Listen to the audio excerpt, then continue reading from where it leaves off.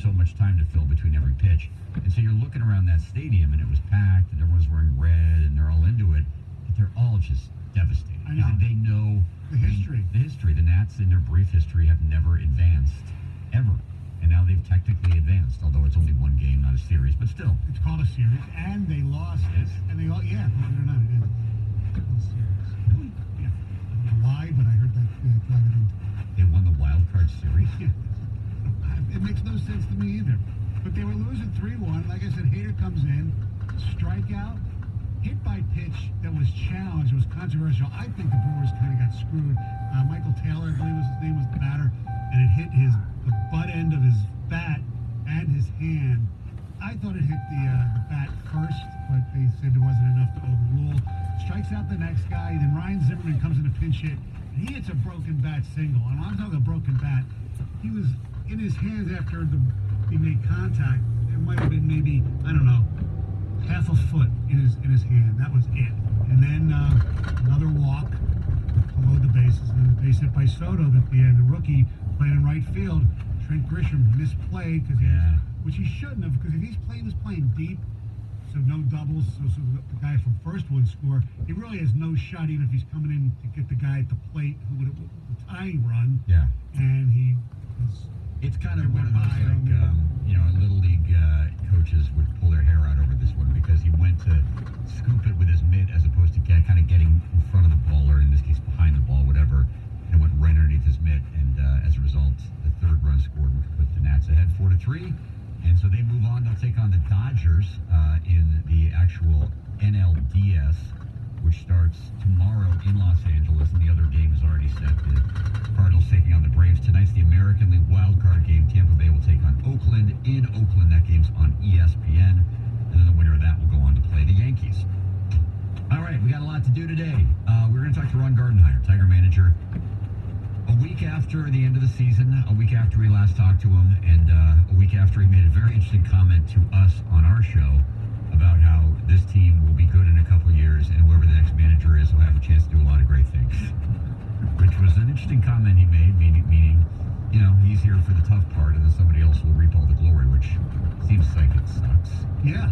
But there's a lot of managerial openings out there, and we'll ask him about that. Jim Leland actually chimed in on that whole issue yesterday in a column by John Paul Morosi, saying that managing in this game right now is just taken for granted.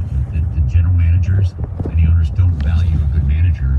They just want to put in a kid who's going to do what they say, in terms of the numbers, right, and then give him a year or two and then fire him, which is kind of what they're talking about doing in your hometown of Philadelphia, giving Gabe Kapler his first job ever, giving him 2 years, and then maybe moving on. That's the rumor. They haven't yet, but no. And then Brad Ausmus, of course, got 1 year in Anaheim. Also, we did a bunch of stuff yesterday. We want to replay some of that for you, including Michigan OC Josh Gaddis and the great Nicholas Lidstrom, who joined us later on in the show. He's got a book out. Gaddis is coming up next, and then Heather Park will have news right after that. And we'll keep you posted on the top story this morning, which I know you all care about, and that is the fact there's like 96 fire engines here. And Heather's actually left the studio to go track down some of the firefighters. No, she's actually still here. David Hall. If our building burns down, we'll call David Hall. Hopefully he can finance a new building. 248-308-5000 or davidhallmortgage.com. That is the place to go. That is the number to call. At Hall Financial, you are a name, not just a number. You can get the great service that they give to everybody. Nearly 800 5-star reviews. And more than that, you can go to somebody you can trust. David Hall has been working in the mortgage business in this town for over 20 years. He knows what it takes. He knows the service you're looking for.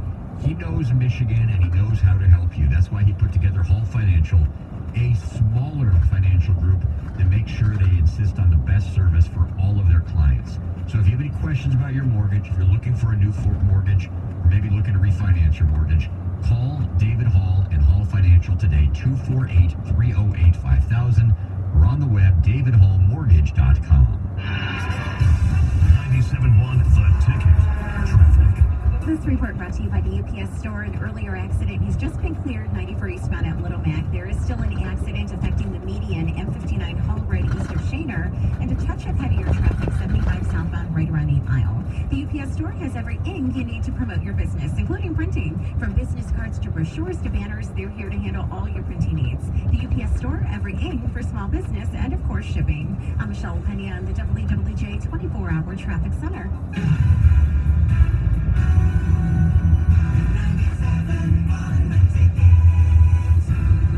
I'm former Detroit Red Wing Chris Osgood. There's a great new lineup this season. The Chevy family of SUVs, Trax, Equinox, Blazer, and Traverse. Whatever you want in an SUV, they've got it. And we've got Red Wing tickets to give you. Brought to you by 97.1, The Ticket, and Chevrolet, official vehicle of the Detroit Red Wings. How can you save at Meijer this week? Feed the whole family with 99 cents per pound all-natural pork chops. Meijer shredded and sliced cheese are only $1.88. Keep the house clean with $5.99 select Bounty paper towels with M-Perks. Plus, get ready for fall harvest. Canning jars are buy one, get one 50% off. Find the things your family needs for less with great deals at Meijer. Why pay more? Exclusions apply. See all the deals in the Meijer app. CBS Tonight is all in. First on a new Survivor, Island of the Idols. What is happening?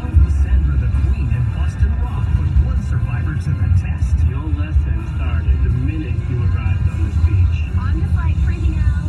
You came to win, right? The most elite SEAL team is back, Playtime's over, boys. Focus up. capturing an enemy agent that turns deadly. Bravo 1, come in! David Boreanaz stars in the season premiere of SEAL Team.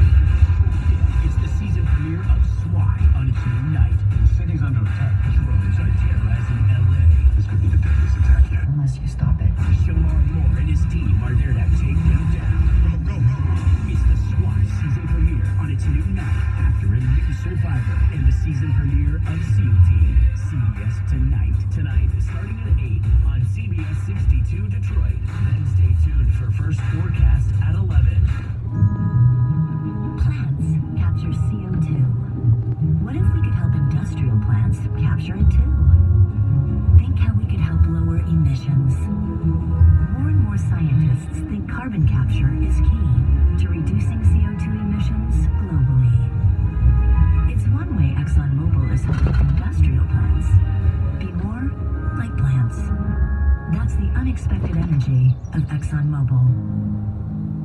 Filling an opening at your company means more than just finding an employee. You're looking for a fit, a match. Robert Half understands that. We know you need someone who can do the work, someone who complements your culture. And of course, you need that someone fast. When it all comes together, it makes for a perfect fit. Satisfaction guaranteed. Robert Half, the matching experts in accounting, finance, IT, legal, marketing, and administrative staffing. Visit roberthalf.com for more information.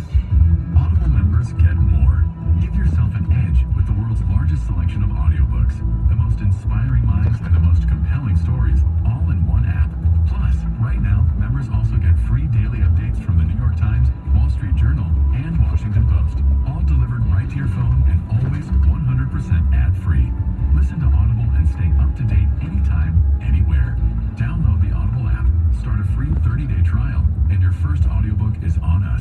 If you haven't checked out Lady Jane's in Washington Township, you are missing out. Get a precision haircut, hot towel treatment, and hot lamp neck shave. One of our talented stylists for a great price. Lady Jane's in Washington Township on Van Dyke, just off the 26 mile across from Target. Swing it on stuff. Do you have an opinion? Of course you do.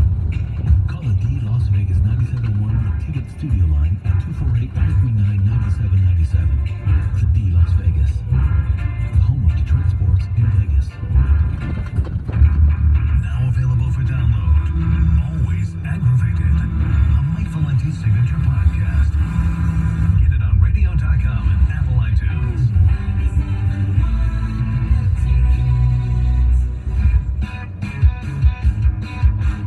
Jamie and Stoney, 97.1 The Ticket. We are joined by Michigan offensive coordinator Josh Gattis. Josh, good morning. How you doing? Good morning. Doing good. We put it in the contract that we would only talk to you after a 51-point explosion by the offense. So that's why we're talking to you this week and not previous weeks, huh? Well, thank you. Saturday went about as good as it can go for you? Yeah, it did. I think obviously, we scored a lot of points, made a lot of plays. I think we still have room to grow. I think there's a lot of good film that we were able to learn from.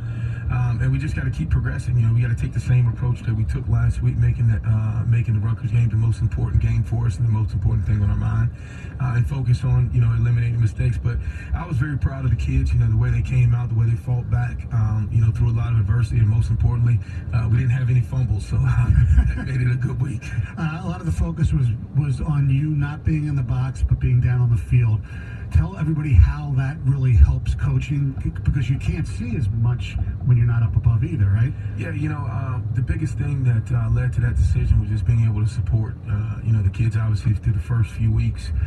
We faced some tough adversity that we kind of put ourselves in through with turnovers, and so you feel a little bit disconnected when you're in the booth, because there's nothing you can say to the guys. There's nothing you can do to really stop that adversity from happening or being able to change the momentum on the sideline. And so for me, that's what it was all about. It wasn't about, how I see the game or calling plays. It was more to be the emotional support in good and bad, celebrate the good plays with them. But then also, if any adversity was to strike, to being able to pull them through from there. And so, but it worked out really well. I'm on the field, all throughout practice. I called plays in practice on the field. I called plays, I've been on the field my whole coaching career. So it was very natural for me. And I think the kids responded really well to it. Talking to Michigan offensive coordinator Josh Gaddis here on 97.1 The Ticket. We talked to Ben Bredesen. Actually, it was before the Wisconsin game. And he said he felt like the offense was like this close to clicking. I mean, there was like a play here, a block there, whatever. Obviously, it didn't click against Wisconsin for a variety of reasons. But is what we saw Saturday, you said there's still a lot more to work on. But did you have that same feeling? Did you feel like you guys were a play or two away in the first few games of the season? Yeah, everything that didn't go our way in the first few games was things that we could control. Mm-hmm. We'd come in here and watch the film, and the plays were there. We just had some, uncostly, things that kind of take the momentum. When you're turning the ball over at a high rate that we were, as far as fumbles, and obviously we had a few interceptions in the Wisconsin game. It doesn't play complimentary football. It doesn't put your team in a good position to win, and so we had to control the things that we can control. And that's the thing that we focus on each and every day, eliminating the negative plays, whether that's fumbles, interceptions, eliminating penalties, playing disciplined football, and just doing our assignment each and every play. You have a lot of really good receivers. I don't think we can call them great yet, but between DPJ, Black, Bell, Nico, how do you keep them all happy? Because wide receivers is the position where they're all, at least in the NFL, they're diva-esque. They all want their touches. And how do you keep them out of the transfer portal and all? I mean, you have so many players. Yeah, we've got a good group. Obviously, we got to keep progressing and keep developing there. But I think the biggest thing is in our offensive system. The ball finds you. It really kind of dictated and predicated based on what the defense is doing, and so the number of touches and the number of opportunities that go around. Every guy knows they're a part of, every play, and whether or not they get the ball is predicated based on the defense.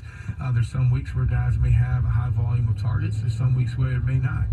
But usually by the end of the year, it kind of evens itself out. And, it's not like ever just playing with one guy that you throw the ball to, and the rest of the guys are kind of, dummy route guys. But, they're all active. They're all an important piece to our offense. And, we just got to keep developing, keep giving them opportunities. And the opportunities we do give them, they got to make the plays.